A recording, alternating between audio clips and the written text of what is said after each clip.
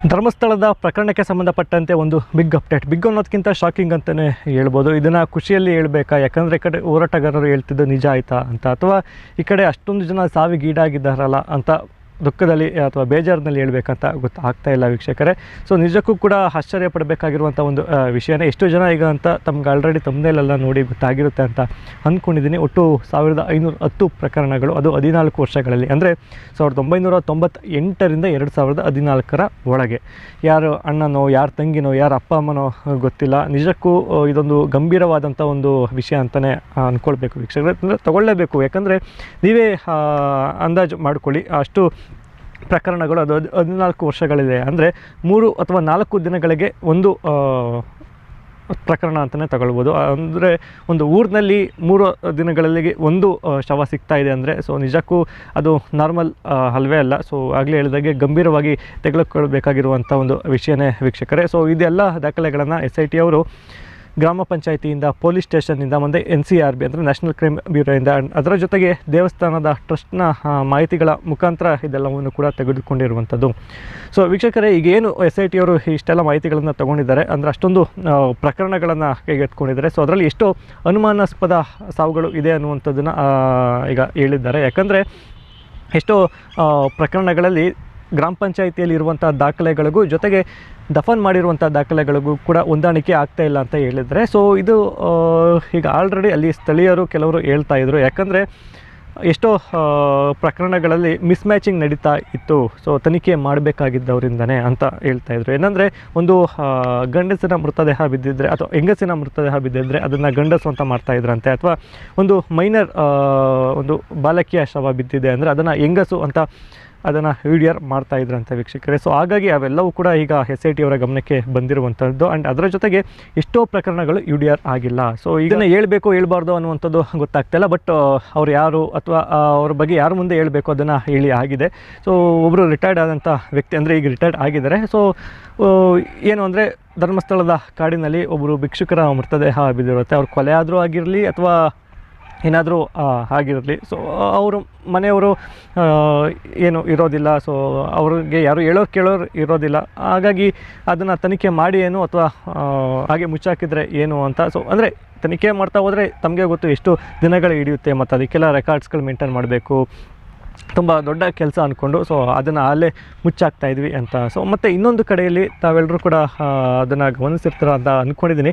ಏನು ಕೆಲವು ತಿಂಗಳುಗಳ ಹಿಂದೆ ಚಿನ್ನಯ್ಯ ದೂರನ್ನು ನೀಡಿದ್ದ ಆ ಒಂದು ದೂರಿನಲ್ಲಿ ಆತ ಮೆನ್ಷನ್ ಮಾಡಿರ್ತಾನೆ, ಭಿಕ್ಷುಕರನ್ನು ಸಾಯಿಸ್ತಾಯಿದ್ರು ಮತ್ತು ಅವರ ಮೇಲೆ ಹಲ್ಲೆಯನ್ನು ಮಾಡ್ತಾಯಿದ್ರು. ಸೊ ಈ ಕಡೆ ಧರ್ಮಸ್ಥಳದ ದೇವಸ್ಥಾನದಕ್ಕೆ ಉಂಡಿಗೆ ಬೀಳುವಂತಹ ದುಡ್ಡು ಲಾಸ್ ಆಗುತ್ತೆ ಅಂತ ಆತ ಮೆನ್ಷನ್ ಮಾಡಿದೆ. ಸೊ ಅದೆಲ್ಲವೂ ಕೂಡ ಒಂದು ರೀತಿಯಲ್ಲಿ ಮ್ಯಾಚ್ ಆಗ್ತಾಯಿದೆ ಅಂತಲೇ ಹೇಳ್ಬೋದು ವೀಕ್ಷಕರೇ. ಮತ್ತು ಈಗ ಏನು ಇಷ್ಟೊಂದು ಪ್ರಕರಣಗಳಿದ್ದಾವೆ, ಸೊ ಅದರಲ್ಲಿ ಎಷ್ಟೋ ಕೊಲೆ ಪ್ರಕರಣಗಳು ಕೂಡ ಈಗ ಬೆಳಕಿಗೆ ಬಂದಿರುವಂಥದ್ದು. ಅಂದರೆ ಅವೆಲ್ಲವೂ ಕೂಡ ಈಗ ತನಿಖೆ ಮುಖಾಂತರ ಅವರು ಕಂಡುಹಿಡಿದಿರುವಂಥದ್ದು ವೀಕ್ಷಕರೇ. ಅದರಲ್ಲಿ ಪ್ರಮುಖವಾಗಿ 2009ರಲ್ಲಿ ಒಬ್ಬ ಮಹಿಳೆಯನ್ನು ಕೊಲೆ ಮಾಡಿ, ಸೊ ಆಕೆ ಯಾರು ಅಂತ ಗೊತ್ತಾಗಬಾರ್ದು ಅಂತ, ಮುಖವನ್ನು ಐಡೆಂಟಿಫೈ ಮಾಡಬಾರ್ದು ಅಂತ ಯಾರು ಕೂಡ ಆ್ಯಸಿಡ್ ಹಾಕಿ ಅವಳನ್ನು ಅಂದರೆ ಅವರನ್ನು ಧರ್ಮಸ್ಥಳದ ಒಂದು ರಸ್ತೆ ಬದಿಯಲ್ಲಿ ಬಿಸಾಕಿರುವಂಥದ್ದು ವೀಕ್ಷಕರೇ. ಸೊ ಆ್ಯಂಡ್ ಅದರ ಜೊತೆಗೆ ಇನ್ನೊಂದು ಪ್ರಕರಣ 2010ರಲ್ಲಿ ಧರ್ಮಸ್ಥಳದ ಶರಾವತಿ ಎಂಬಂಥ ಒಂದು ವಸತಿ ಗೃಹದಲ್ಲಿ ರೂಮ್ ನಂಬರ್ 246ರಲ್ಲಿ ಒಬ್ಬ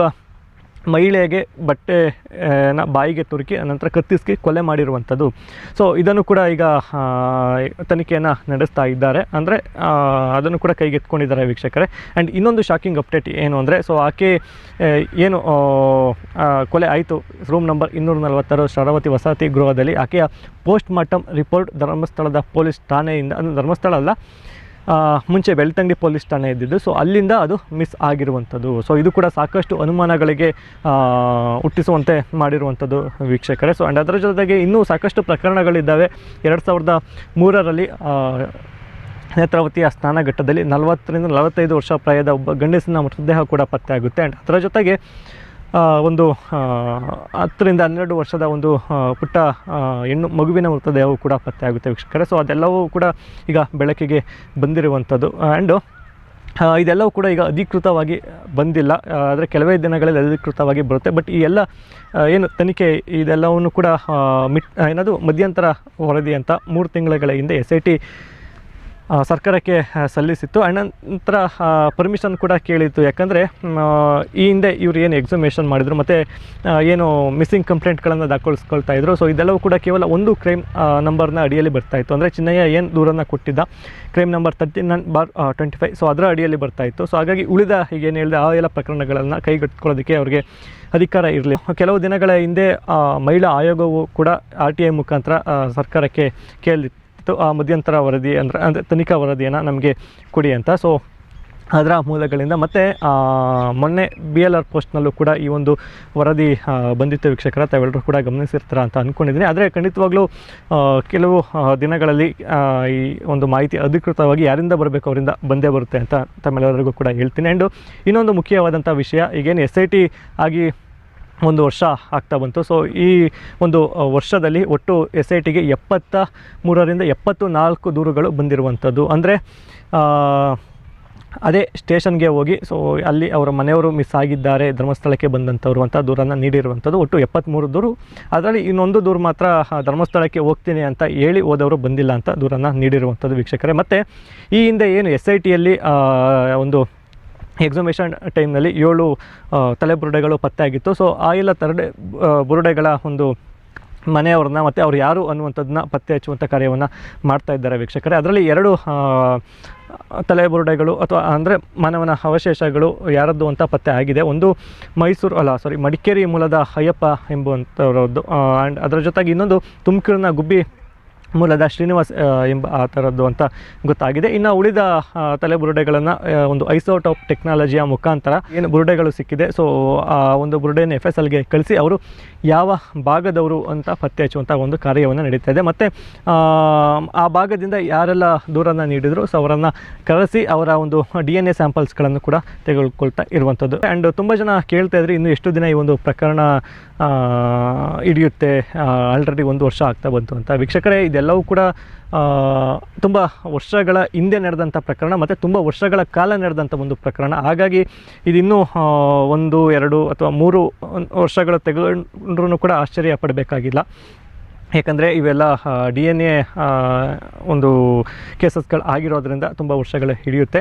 ಆ್ಯಂಡ್ ಇನ್ನು ಆಗಲೇ ಹೇಳಿದಾಗೆ ಇದು ಅಧಿಕೃತವಾಗಿ ಬಂದಿಲ್ಲ. ಅಧಿಕೃತವಾಗಿ ಕೆಲವೇ ದಿನಗಳಲ್ಲಿ ಯಾರಿಂದ ಬರಬೇಕು ಅವರಿಂದ ಬಂದೇ ಬರುತ್ತೆ ವೀಕ್ಷಕರೇ. ಸೊ ಈಗ ಬರೋಣ, ಕೆಲವರು ಅಂದರೆ ಈ ಮಾರಿಕೊಂಡಂಥವರು ಮಾಧ್ಯಮದವರು ಕೂಡ ಇದ್ದಾರೆ, ಕೆಲವು ವ್ಯಕ್ತಿಗಳು ಕೂಡ ಇದ್ದಾರೆ. ಆದರೆ ಯಾರಿಗೆ ಮಾರಿಕೊಂಡಿದ್ದಾರೆ ಅನ್ನುವಂಥದ್ದು ತುಂಬ ಮುಖ್ಯವಾಗುತ್ತೆ ಇಲ್ಲಿ.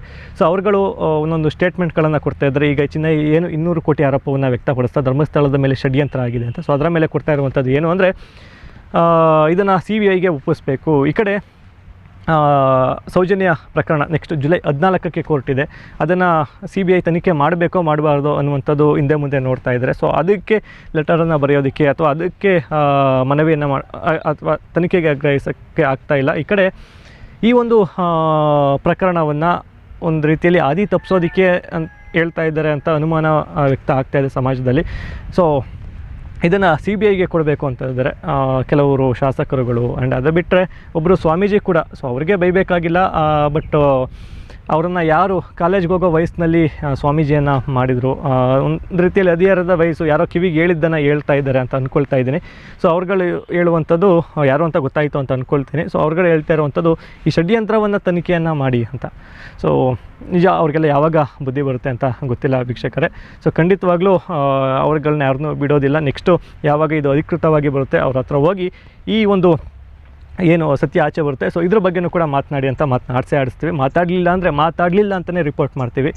ಇದನ್ನು ಬಿಟ್ಟರೆ ನನ್ನ ಮೇಲೆ ಕೆಲವು ಆರೋಪಗಳು ಬಂದು ವೀಕ್ಷಕರೇ. ಸೊ ಕೆಲವೊಂದು ವ್ಯಕ್ತಿಗಳಿಂದ ಅದರಲ್ಲಿ ಈ ಹಿಂದೆ ನಡೆದಂಥ ಒಂದು ಪ್ರೆಸ್ ಮೀಟ್ನಲ್ಲಿ ಮಿಸ್ಟರ್ ವಸಂತ್ ಗಿಳಿಯಾರ್ ಅವರು ಹೇಳ್ತಾ ಇದ್ದರು, ನಾನು ಚಿನ್ನಯ್ಯನ ಕಿವಿಗೆ ಹೆಡ್ಫೋನನ್ನು ಹಾಕಿ ಅವನಿಗೆ ಡೈರೆಕ್ಷನ್ಸನ್ನು ಕೊಡ್ತಾ ಇದ್ದಂತೆ, ಅಲ್ಲಿ ತೋರಿಸು ಇಲ್ಲಿ ತೋರಿಸು ಅಂತ.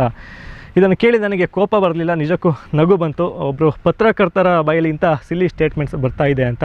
ಸೊ ಪತ್ರಕರ್ತರೇ, ನೀವು ಯಾವ ಒಂದು ಪತ್ರಿಕೆಯಲ್ಲಿ ಕೆಲಸ ಮಾಡ್ತಾ ಇದ್ದೀರಾ ಅಂತ ನನಗೆ ನಿಜಕ್ಕೂ ಗೊತ್ತಿಲ್ಲ. ಆದರೆ ನೀವೊಬ್ಬರು ದೊಡ್ಡ ಪತ್ರಕರ್ತರ ಆಗಿರುವಂತಹ ರವಿ ಬೆಳಗೆರೆ ಅವರ ಗರಡಿಯಿಂದ ಬಂದಂಥವ್ರು, ಅವರ ಅಡಿಯಲ್ಲಿ ಕೆಲಸ ಮಾಡಿ ಬಂದಂಥವ್ರು. ಸೊ ದಯವಿಟ್ಟು ಅವರ ಹೆಸರನ್ನು ಉಳಿಸ್ಬೇಕು. ಸೊ ಈ ರೀತಿಯಾದ ಕೆಲಸಗಳನ್ನು ಮಾಡ್ಕೊಂಡು ಈ ರೀತಿಯಾದ ಸ್ಟೇಟ್ಮೆಂಟ್ಗಳನ್ನು ಕೊಟ್ಕೊಂಡು ಅದು ಸರಿಯಲ್ಲ ಅಂತ ಅನಿಸುತ್ತೆ.